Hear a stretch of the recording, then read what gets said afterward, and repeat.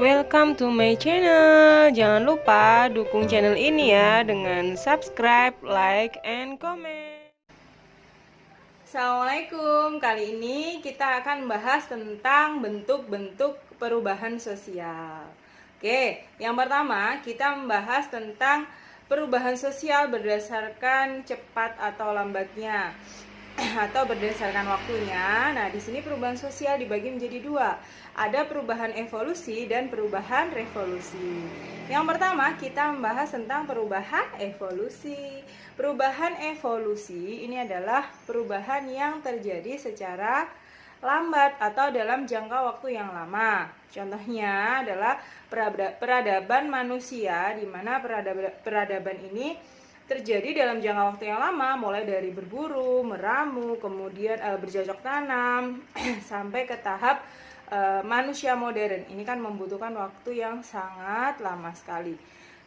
Kemudian untuk perubahan evolusi ini karena jangka waktunya lama, biasanya tidak direncanakan. Kenapa tidak direncanakan? Karena sebenarnya perubahan evolusi ini adalah usaha-usaha yang dilakukan masyarakat dalam beradaptasi dengan kehidupan yang mereka jalani saat itu. Jadi ketika ada perubahan zaman, mereka akan beradaptasi atau menyesuaikan diri sehingga mereka mampu bertahan di masa tersebut.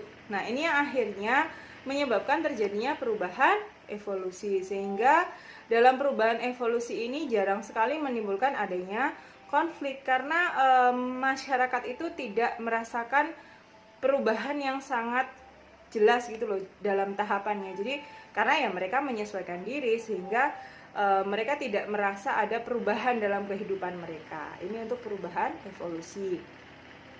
Kemudian yang kedua ada perubahan revolusi. Dalam perubahan revolusi ini adalah kebalikan dari perubahan evolusi. Perubahan revolusi ini adalah perubahan yang terjadi secara cepat. Namun poinnya tidak hanya cepat saja. Selain cepat, perubahan revolusi ini harus mampu merubah sendi-sendi kehidupan mendasar manusia. Contohnya sampai merubah struktur masyarakat. Dari misalkan berburu, dari yang dulunya sebelum ada revolusi industri mereka buruh, tani, atau didasarkan pada kepemilikan tanah, kemudian berubah menjadi masyarakat industri yang didasarkan pada kepemilikan modal. Nah, perubahan revolusi ini memiliki beberapa ciri. Yang pertama, dalam perubahan revolusi ini harus ada kemauan yang dimiliki oleh masyarakat setempat. Jadi ada kemauan bersama yang dimiliki oleh kemauan masyarakat. Nah, kemauan ini didukung oleh adanya seorang pemimpin. Berarti poin kedua adalah adanya seorang pemimpin yang mampu mengkoordinir atau mengakomodasi seluruh kemauan masyarakat tersebut. Kemudian yang ketiga, ada kemauan, ada seorang pemimpin, berarti harus ada tujuan yang ingin dicapai. Jadi tujuannya apa? Pergerakan tersebut dilakukan untuk apa? Terakhir, adanya momentum, adanya waktu yang tepat. Contohnya kita bahas. Contohnya adalah proses kemerdekaan bangsa Indonesia. Loh, padahal kemerdekaan ini kan diusahakan dalam jangka waktu yang lama. Kenapa kok masuk contoh revolusi? Nah, revolusi tadi terjadi dalam waktu yang cepat. Ya, merubah sendi-sendi pokok kehidupan masyarakat. Kemerdekaan ini memang diusahakan dalam waktu yang lama, namun prosesnya terjadi secara cepat. Ada kemauan masyarakat jelas, semua bangsa Indonesia di sini menginginkan adanya kemerdekaan. Ada seorang pemimpin. Nah, saat itu ada tokoh masyarakat ataupun ada orang-orang yang dianggap mampu mewakili bangsa Indonesia, katakanlah ada Soekarno dan Hatta. Kemudian ada tujuan yang ingin dicapai, tujuannya kemerdekaan. Momentumnya apa? Momentumnya dijatuhkannya bom di Hiroshima dan Nagasaki, sehingga kan di Indonesia posisinya vacuum of power, sehingga inilah momentum bagi bangsa Indonesia untuk melakukan kemerdekaan Indonesia. Nah, ini yang dikatakan revolusi. Prosesnya bisa lama, tapi prosesnya cepat, yang merubah sendi-sendi dasar kehidupan masyarakat. Proses kemerdekaan berarti kan cuma tanggal 14, 15, 16, 17 kita sudah merdeka. Walaupun sebelum-sebelumnya sudah dilaksanakan upaya-upaya kemerdekaan. Seperti itu. Kemudian berdasarkan pengaruhnya ada dua, perubahan besar dan perubahan kecil. Yang pertama, perubahan yang pengaruhnya besar. Di sini dikatakan pengaruhnya besar berarti kan mempengaruhi kehidupan masyarakat secara meluas. Jadi bisa merubah lembaga yang ada di dalam masyarakat tersebut. Jadi kita tidak melihat waktunya entah itu cepat atau lambat. Yang penting di sini pengaruhnya ini mempengaruhi kehidupan masyarakat secara luas. Contohnya adalah adanya telekomunikasi atau teknologi. Nah, ternyata teknologi ini mempengaruhi ya terjadinya perubahan sosial, dimulai dari revolusi industri, dari yang bertani, kemudian mereka mulai berubah pekerjaannya menjadi buruh pabrik, yang awalnya kekayaan masyarakat itu didasarkan pada struktur kepemilikan tanah, kemudian berubah menjadi kepemilikan modal.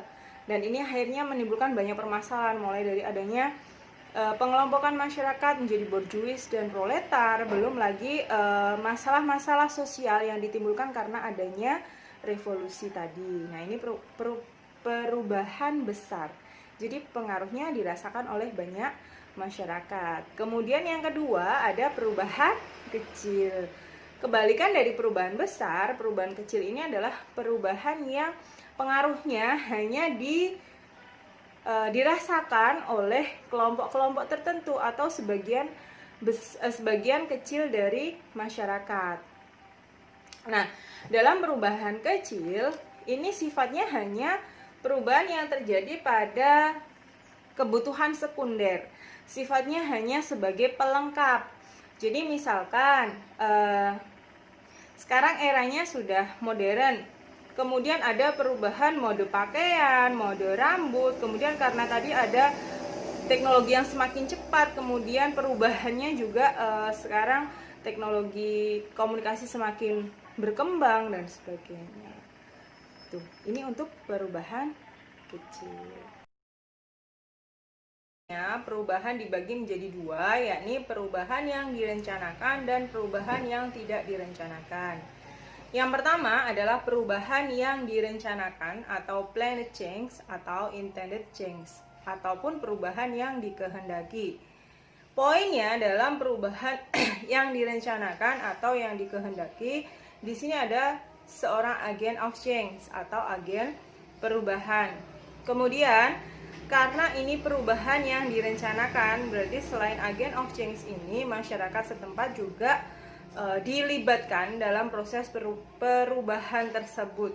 Jadi pelaksanaan program yang perubahan yang direncanakan ini biasanya melalui program-program pemberdayaan yang dilakukan agen of change untuk merubah suatu masyarakat setempat atau suatu daerah. Kemudian seorang agen of change ini supaya prosesnya berhasil apa yang mereka rencanakan, biasanya mereka akan berupaya untuk mempengaruhi masyarakat setempat, melakukan cara-cara untuk mempengaruhi masyarakat setempat atau yang disebut dengan perencanaan sosial atau social planning dan ataupun perekayasaan sosial atau social engineering. Jadi poinnya dalam perubahan yang direncanakan ini ada agen of change, kemudian ada perencanaan sosial, dan ada kehendak dari masyarakat untuk melakukan perubahan. Kemudian yang kedua adalah perubahan yang tidak direncanakan. Perubahan yang tidak direncanakan ini kebalikan dari perubahan yang direncanakan. Dalam perubahan yang tidak direncanakan ini adalah di luar keinginan masyarakat, di luar jangkauan masyarakat. Jadi misalkan adanya bencana alam, jadi tidak bisa terdeteksi keberadaannya. Jadi misalkan bencana alam. Kemudian ataupun perubahan yang tidak direncanakan ini adalah dampak negatif dari perubahan yang direncanakan. Contohnya apa? Contohnya adalah revolusi industri. Contohnya adalah pembangunan jalan tol. Ini kan direncanakan, ya. Tapi ternyata berdampak bagi masyarakat kecil, pedagang asongan dan sebagainya yang kehilangan pekerjaannya. Nah, ini berarti bagi mereka itu adalah perubahan yang tidak direncanakan. Atau adanya pandemi COVID-19, ini kan nggak ada yang merencanakan toh. Nah, namun dampaknya apa? Dampaknya ada banyak karyawan yang di PHK, ataupun yang hanya diberikan gaji separuh, ataupun bahkan kalian harus belajar secara daring atau jarak jauh. Nah, ini kan perubahan yang tidak direncanakan. Tidak selalu bersifat negatif, namun perubahan ini bukan kehendak kita atau di luar jangkauan manusia. Selanjutnya ada perubahan berdasarkan arah kemajuannya, ada perubahan progres dan ada perubahan regres. Perubahan progres berarti perubahan yang mengarah pada kemajuan. Sedangkan perubahan regres ini adalah perubahan yang mengarah pada kemunduran. Contohnya apa? Penggunaan media telekomunikasi, katakanlah HP, gadget.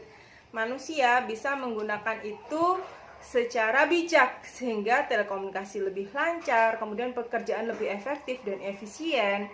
Kalau dilihat dari sudut pandang itu, berarti media telekomunikasi di sini adalah perubahan yang arahnya progres. Sedangkan kalau regres, misalkan dengan adanya media telekomunikasi, katakanlah gadget, anak-anak ini bisa mengakses situs-situs yang seharusnya tidak boleh mereka akses. Kemudian anak-anak sudah bisa main Facebook, atau berkembang istilahnya netizen julid dan sebagainya. Yaitu berarti dilihat dari sudut arah kemajuannya adalah perubahan yang arahnya regres. Perubahan berdasarkan sifat perubahannya, ada perubahan struktural dan perubahan proses. Yang pertama adalah perubahan struktural. Perubahan struktural ini adalah perubahan yang menimbulkan perubahan pada lembaga kemasyarakatan. Contohnya apa? Contohnya adanya pemilu presiden dan wakil presiden, pemilihan untuk memilih gubernur, wali kota dan sebagainya. Kenapa ini dikatakan perubahan struktural? Karena ketika ada proses sosial dalam perubahan ini, ketika beliau-beliau ini terpilih, maka nanti akan berpengaruh terhadap kebijakan-kebijakan yang dikeluarkan oleh pemerintah setempat dalam mengatur masyarakatnya. Nah, kebijakan ini otomatis nanti akan juga diadaptasi oleh masyarakat setempat dan menimbulkan pola kehidupan yang baru. Ini untuk perubahan struktural. Kemudian yang kedua ada perubahan proses. Perubahan proses contohnya adalah perubahan kurikulum. Kenapa? Perubahan kurikulum itu kan dari kurikulum 2013, kurikulum 2013 revisi, kemudian sekarang ada kurikulum di masa pandemi. Nah, ini kan sebenarnya sifatnya adalah proses melengkapi kekurangan-kekurangan yang ada sebelumnya. Jadi sebelumnya diadakan evaluasi, kemudian ada kurikulum 2013 revisi, disesuaikan lagi.